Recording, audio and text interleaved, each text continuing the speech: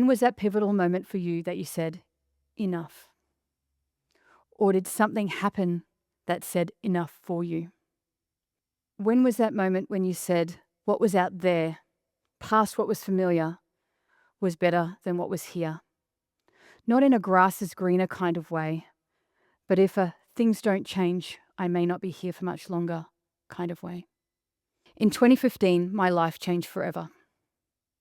The police officer that sat with me after I had pleaded for help down the phone said, enough. I was shaken and bruised and had just thrown my 2-year-old over a fence to save him from being taken.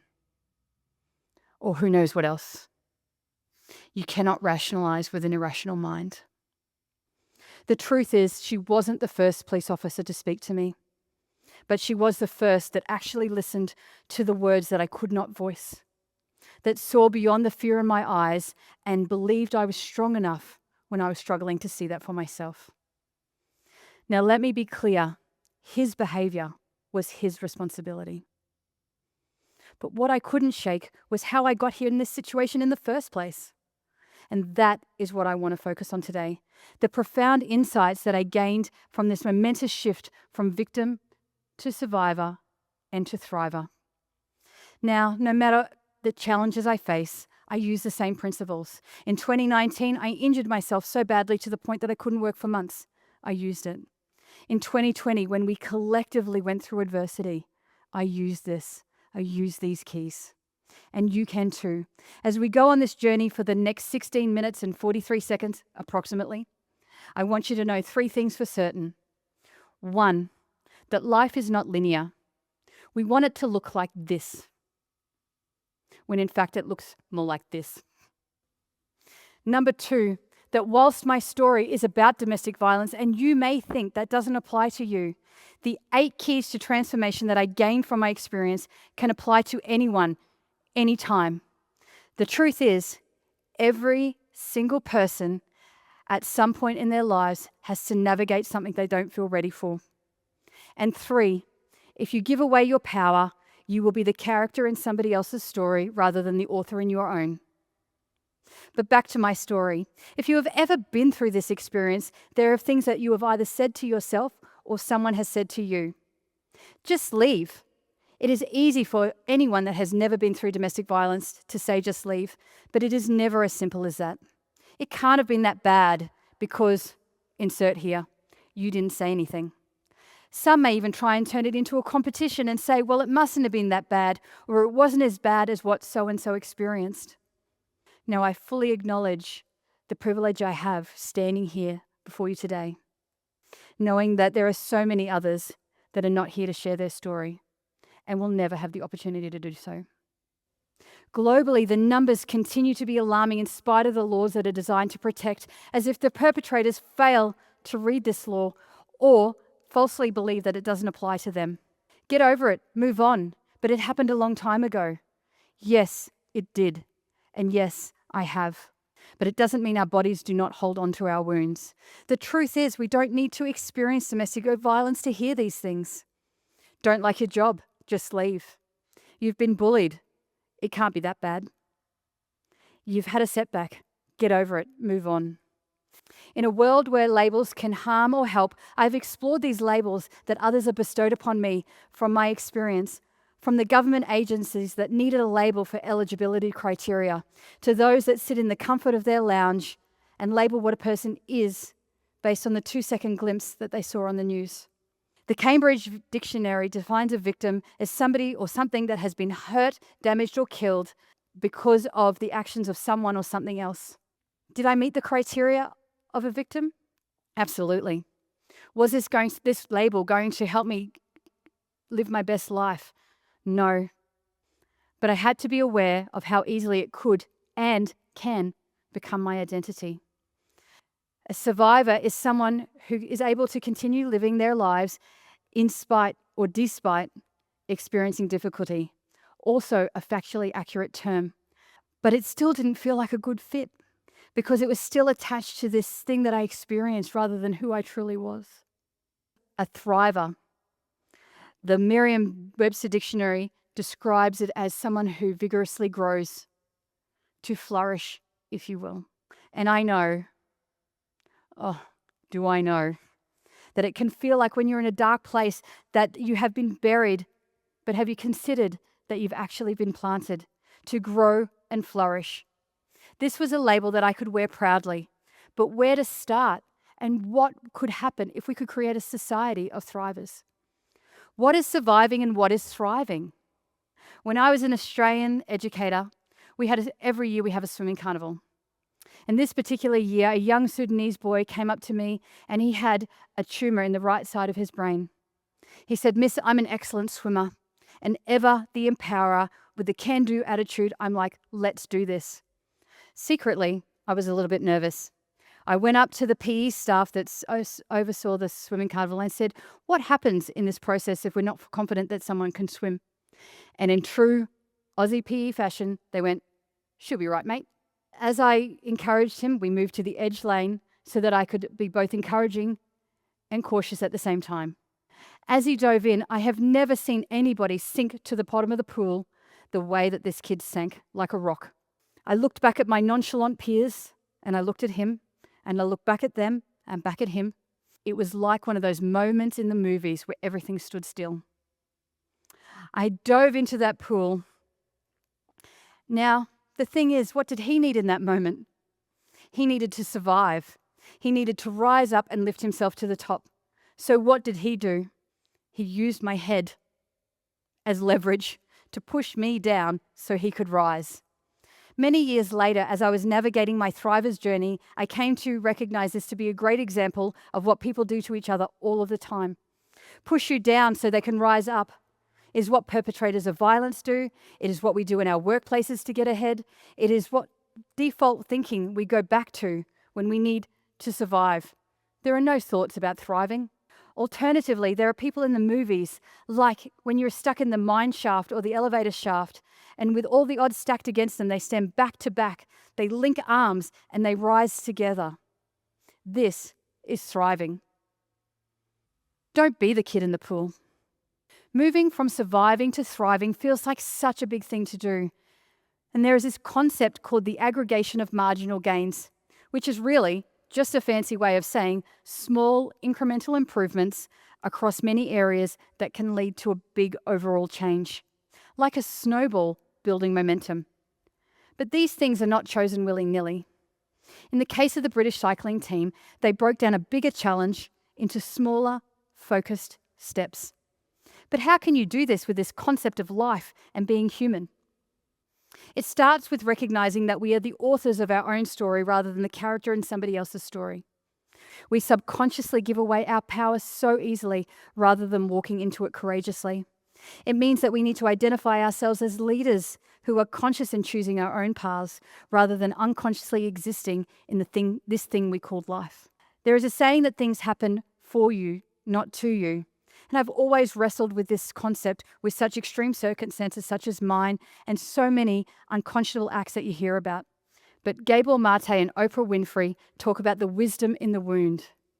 And that I have and that I can relate to. The wisdom gained from my experience, not just from those that have been through family and domestic violence, but these 8 keys that helped unlock myself from behind what felt like an unsurmountable wall and move me from victim to survivor to thriver.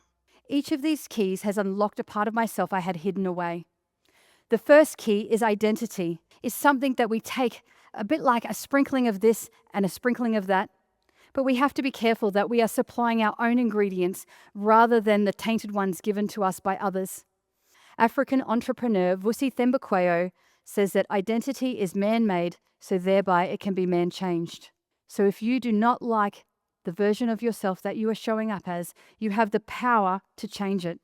Walk in your power and take ownership of the version of yourself that you want to be, and check in if your actions are walking in alignment with the version of you, or there is a misalignment. A really great example is something that we can all relate to, the reactive text message. Ask yourself, if you aspire to be someone who is kind, compassionate, and full of integrity, does the message you're about to send align with that version of yourself? Or have you given away your power to the person on the other end of the phone? Walk in alignment with your own values, not react to somebody else's. The second key, nurturing, which is understanding our emotional intelligence. It's not enough. As Suzanne David describes, we need to have emotional agility. This means being able to move and pivot and not get hijacked by our emotions, as that is what keeps us stuck. There is this concept in psychology called DBT, which is dialectical behavior therapy. And the idea behind it is it helps people manage intense emotions and improve their relationships. But I have a different DBT. I call it Diagnosis by TikTok, where everyone on TikTok shares what has been great for developing their self-awareness and permission to feel your feels, but not how to take the learning and always implement it in the right way. Timothy R. Clark built on Goleman's emotional intelligence idea and added a layer. He talks about self-regard and social regard. It was my regard for myself that held me back in my situation and stopped me from adopting a thriver mode. Once I decided I was worth more, the world changed around me. Fearlessness. I don't see fearlessness as the absence of fear, but the ability to move through in spite of fear. The Native American buffalo is the only animal that when a storm is happening, it runs towards the storm, not away from it. It is not because it is not scared of the storm, but it has learned that the fastest way through the storm is to run towards it. When we run away from our fears, they tend to catch up, and just like a dark cloud that won't leave, we get stuck in our own storm. It can feel hard to see our way clear, heavy, and scary. This means that we actually have to name the fear, the true fear. Innovation. Leaving a violent relationship and being a single parent, both working in a leadership role and running my own business, has meant that I have had to be innovative. Not that I realized it at the time. It is not that I wanted to stay. I think the comfort zone is so poorly named, which should be called the familiar zone. And sometimes the known feels less scary than the unknown. I needed to embrace my resistance to change, work through my lack of self-worth, and rethink the possibilities. I needed to be the thermostat and not the thermometer. For many years, I had adjusted to the moods around me like a thermometer, and this was my chance to set a new temperature that determined the climate of where I was heading. It was liberating to remind myself that that was in my control. Nobility is not about considering yourself royalty. This key is about removing ego and remembering that the best way to find yourself is in the service of others.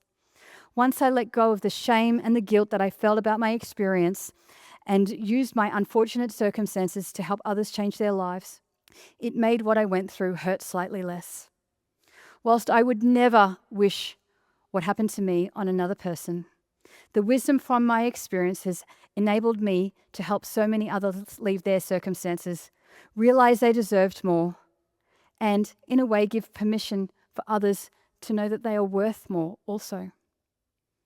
We need to quieten our egos that want us to stay small from our experiences. Be vulnerable, as it shows courage and conviction to say enough. It doesn't make you less. In fact, it makes you more. Influence is the next key. I had never known what it felt like to feel psychologically safe. I do now. I understand what it feels like to belong rather than feel like I need to fit in, to have a safe place to fall when I make mistakes, and to be kind and compassionate to myself in that moment, to put myself in the right spaces where my contribution is valued rather than diminished, and that it was okay for me to have a differing opinion without fear that I was going to be punished. Knowing what this feels like has now set a new bar that can never be lowered. When we don't feel safe and supported, it affects how we show up in every aspect of our lives, including our communication and our actions. Transformation is the next key. And I once had someone say to me, I have absolutely no intention of leaving a legacy. Well, guess what? We leave a legacy wherever we go. So isn't it imperative that we are conscious of the legacy that we are leaving? Glennon Doyle said, "My children do not need me to save them. They need to watch me save myself." And by saying enough, no more, I was modeling for my children that they did not have to accept less than they were worth. I did not want them to think it was ever okay for them to be treated like that, nor did I want them to think it was acceptable to treat another human that way. That has been a major catalyst for my transformation, and I've applied this principle time and time again, from staying in a job that no longer served me to putting myself in environments or situations where I was forced to shrink myself for the benefit of others. What was the key in my personal transformation was that I had to give up my self-limiting stories.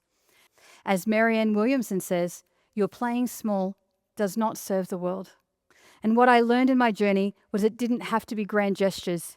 It could be putting one foot in front of the other until you see the light.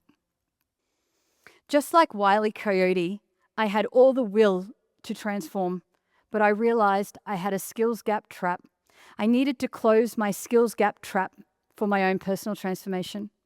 What skills gap do you need to close in order to get the transformation you seek? The last key is ecosystem. An ecosystem is both beautiful and fragile, and you need to be careful who you let in. How often do you do an energy audit to see the people in your world and whether they give you energy or drain your energy? One of the most powerful lessons that I have learned in my journey is that the people in your ecosystem are often comfortable supporting you to the level of their comfort rather than yours. Audit regularly to ensure that just like a fish, you are not growing to the size of the tank that other people put you in. I don't use the word balance because, to be honest, I'm not very good at. But as a lover of music, I love the idea of harmony. The idea that the different parts of your life need to play in harmony like a symphony trying to play to perfection. That even if something is playing solo for a while, everything is still playing in the background quietly. But just like a bad guitar solo from the 80s, something can't play solo for too long because it ruins the harmony and the symphony. So we need to be the conductor and ensure that we are creating the harmony in our own lives. One note of caution. These 8 keys that I've shared with you today are not a one and done model. You will need to reflect, review, and recalibrate as a part of your ongoing journey. I realized that if I adopted an infinite approach, I could create infinite opportunities and infinite possibilities, in spite of any circumstances that I may face. Change is not a destination, just as hope is not a strategy. Rudy Giuliani. And he's right. Hope is not a strategy. But without hope, there is no strategy.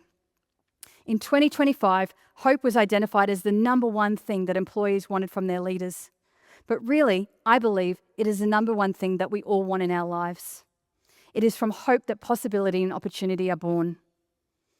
Change is not a destination, but recognizing that change is constant and a part of our evolutionary growth enables us to recognize and lean into the journey without resentment. I want to leave you with this question. Are you ready to embrace your infinite journey to create infinite opportunities and infinite possibilities in your life? To be more than a survivor, to be a thriver. Thank you.